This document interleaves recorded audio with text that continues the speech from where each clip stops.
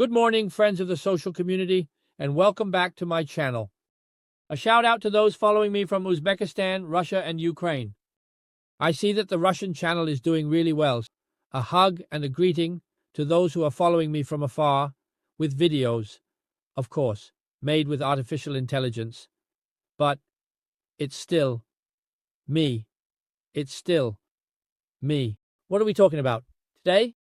Today we're talking about the good life. Let's talk about the quality of life. Let's talk about joy. Let's talk about feeling good. I always say, sometimes my clients ask me, right? I sing, I whistle. My clients ask me, why do you sing? Why do you whistle? In fact, many times they compliment me, right? They tell me it's nice to see a taxi driver who sings, who is cheerful. Thank goodness she's cheerful. By the way, there are some countries where whistling is considered impolite, especially in the Russian-speaking world. In fact, my wife, who is Ukrainian, always tells me not to whistle. She didn't like it when I whistled, as if it were a sign of rudeness. It's not a sign of rudeness. Obviously, if someone is talking to you and you whistle in their face, obviously it's a sign of rudeness. But if you are going about your business whistling, it is a sign of freedom, of tranquility, of joy. There is nothing rude about a person who whistles, who hums, who sings for his own business. I thought that maybe the communist regime, the Soviet regime, banned whistling and established a culture where whistling is seen as impolite because it was too much of a symbol of freedom. But that's just my idea. Let me know down below if I'm right or wrong. The fact is that singing and whistling are simply synonymous with freedom, lightness, being happy, and being at peace. And why shouldn't we be? Sorry about this light, but I'm under a tunnel. Why shouldn't we be? I always respond, Paul, to my clients, even to those who ask me. We have one life. They give us one, right? Today, which is January 3rd, you'll see it later. Today, which is January 3rd, 2025, and I'm 42 years old, turning 43. They won't give it back to me. I mean, this day has been a beautiful sunny day, and no one can take it back from me. I'm living it today, and I'll never live it again. Okay, the way I'm living this life today, I'll never live it again. I have two choices. I can live it well, or I can live it poorly. If any of you want to live it poorly, I prefer to live it well. If they gave me two lives, I'd live one well and one poorly. You know, I live both of them well because I have two, and I prefer it that way. I always prefer to live them well, but I could still understand if you have one life and you choose to live it poorly. But even if you have worries, thoughts, or problems, just because you live it poorly doesn't mean the problems disappear. It's always better to live it well, right? Live each day as if it were your last. I mean, imagine you wake up tomorrow under a cypress tree. Of course, I wouldn't wish that on anyone, and I don't tell anyone to do things that could put their life in danger. Life is the most important thing, right? Because if you don't live, can't do anything. If you die, you can't do anything anymore, right? So, never put your life in danger, obviously. But, precisely because we're alive, and we don't know if we'll be alive tomorrow, we hope so, but we don't know. So let's live it well. Let's do the things we want to do. It's better to regret having done something you wanted to do than to regret never having done it. Oh, really?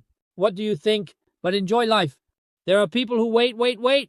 What are you waiting for? Because after that, you won't enjoy anything anymore. Enjoy it, right? Do the things you enjoy doing. At least, if you do the things you enjoy and live life the way you like, then you could have at least a year, 2 years, 5 years, 10 years, or even just 2 days where you lived it the way you wanted. You'll always have that memory of having done what you enjoy. Of course, without putting anyone in danger, and so on. But enjoy it, right? There's always time to catch up because many times people don't enjoy themselves hoping they can do it later, and then they don't do it anyway. So they never really enjoy this life. There are people who live angry, live sad, live upset. I have clients who seem like they can't wait to argue. They live so poorly because here in Milan, people are stressed, they work, there's little free time, and so on. 1,000 problems. And then problems that aren't serious, but people think they have the worst problems in the world. They all go around saving lives here, but they're 4 minutes late. Saving lives? No. Stay calm, because even if you're 4 minutes late, the world will keep turning. But there are people who just can't wait to get angry. They're right there, ready for a response just to argue. They really enjoy living poorly. Not me. I like to live well. No. Stay calm, because even if you arrive 4 minutes late, the world will continue to turn. But there are people who just can't wait to get angry, who are there ready, waiting for the answer just to argue. They really like living badly. Not me. I like to live well. How about you? Do you like living poorly, or do you like living well? Try enjoying the thrill of arguing. Maybe you like to argue. Maybe you like living well that way. That's fine, but just know that you're bothering others because it's right to live well. It's right to enjoy yourself, but you shouldn't disturb others, right?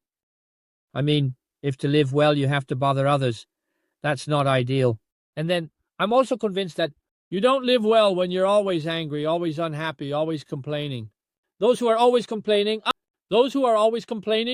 it's all one big complaint. You live well in complaining. Does it make you feel better to keep saying that others are wrong, that this is done the wrong way, that they should have done it differently? Does it make you live better, or does it just lead to a constant complaint? But above all, have you ever thought that those who listen to you aren't exactly happy to hear you? Does it make you live better, or does it just lead to a constant complaint? But above all, have you ever thought that those who listen to you aren't exactly happy to hear you?